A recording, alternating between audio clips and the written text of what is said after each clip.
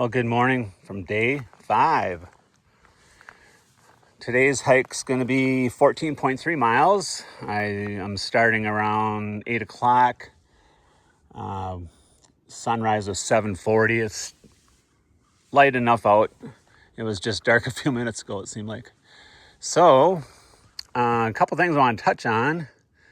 One more thing about that tire situation. He went there, got there. Apparently the vehicle's he's the second owner, so it's got custom rims, but he sent them the part number of these custom rims and all that, and they said they had it in stock and this and that. So when he gets there, which is about 90 miles from here, they don't have it. So you can imagine his frustration, but in the end it worked out. They gave him a loaner rim, and he's got his old one in the car. So he's gonna either get that repaired or try to find that rim. It needs to be welded, I guess, for the crack. So anyway, so as far as the car issues, we're good to go for now. So that worked out. And I noticed last night, I've only got 38 trail miles in so far, but my left big toenail is starting to turn black, which is not uncommon for AT hikers, but so early. It's basically from going downhill with your toes constantly banging into the toe box of your boot. But I've never had this happen to me like this, but I guess it eventually it could go away, or it'll continue to turn blacker and blacker until it falls off. But we'll see. I'll let you know. All right. Ready for the band of the day? This is a good one. Look at, there's someone parked here. Looks like they parked overnight, or they may be going for a day hike early, but that's the mountain I climbed down from. Okay, so the band is the Rolling Stones. And maybe some of you are wondering about me. Hey, Larry, what's with the hair? And I'm just talking about family members. Well, I don't know really how to explain this, but roughly 10 years ago, this month, I just decided to let it grow out because at the time I was watching Rolling Stone videos, and I was just looking at Keith Richards, how he wore his hair with a bandana, because I am very receding on top. And that's mainly the reason I wear the hat, because long hair and a receding, I'm only going to explain this once, but at the time I thought Keith Richards, he was in his late 60s, I thought his look was pretty cool. So I thought I'll grow mine out. See, that's what kind of inspired me to do it at the time.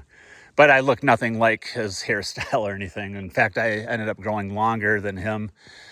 So through the years, I just kept it kind of like, I don't know.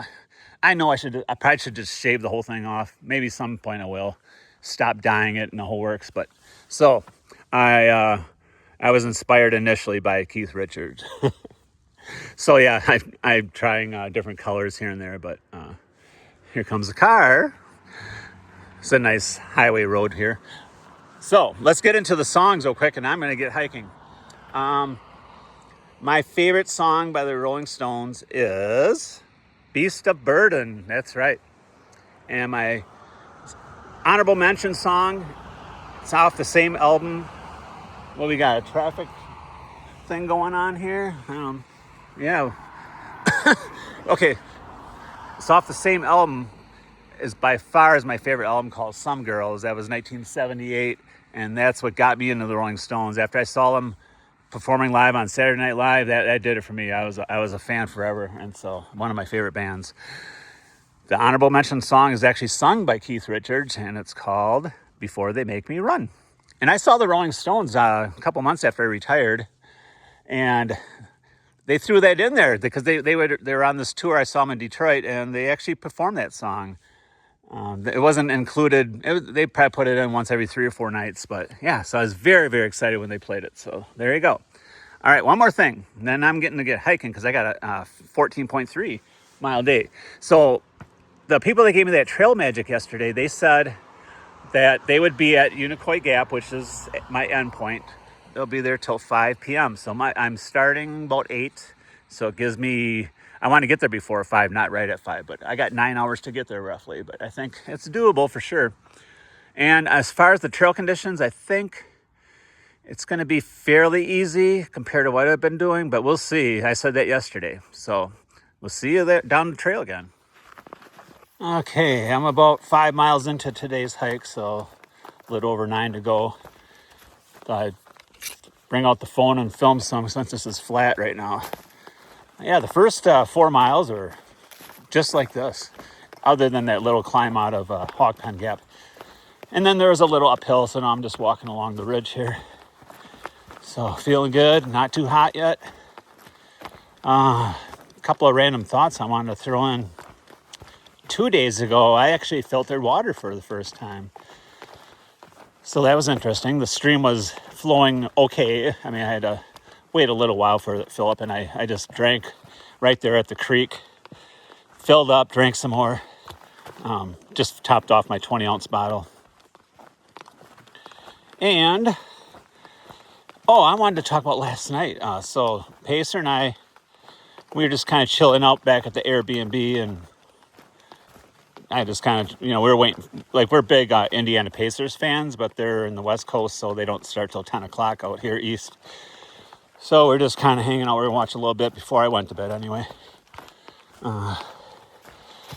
So I should explain first why I picked this year to hike, because by far our favorite player is Tyrese Halliburton, and he got injured in Game 7 of the finals last year. So I knew then he was going to be out for a full year.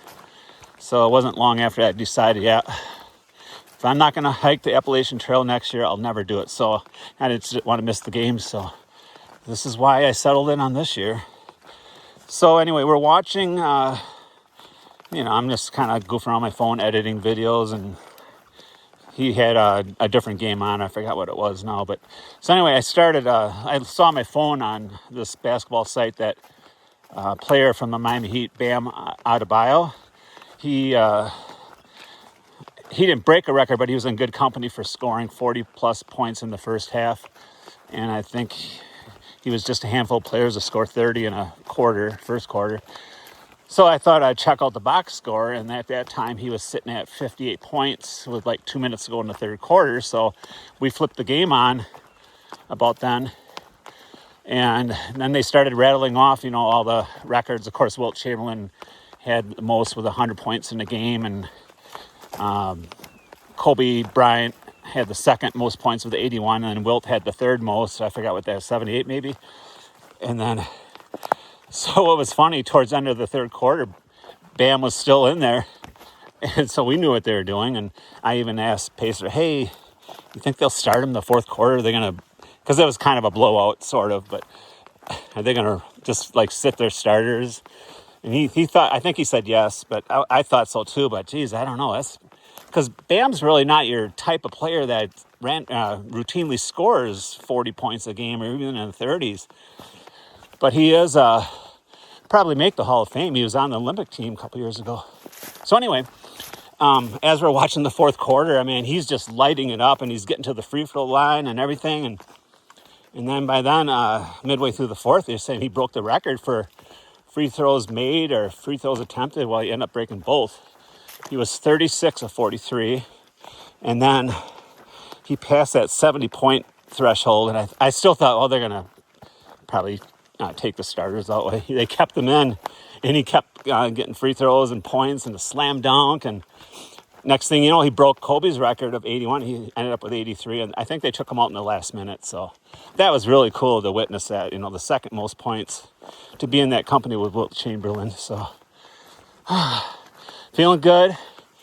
The trail has been like this a lot. This is how you make up miles and how you don't wear your body out so much, and it gives a nice break from those steep climbs and steep downhills.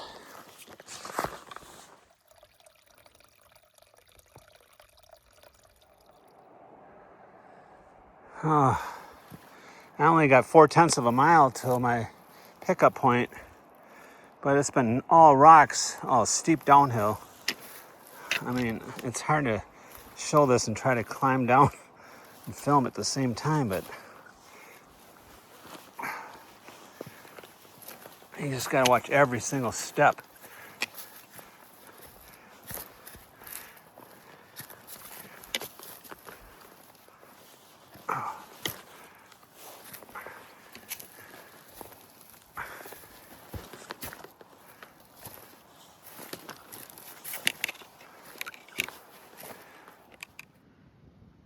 think that's the trail magic that was there yesterday.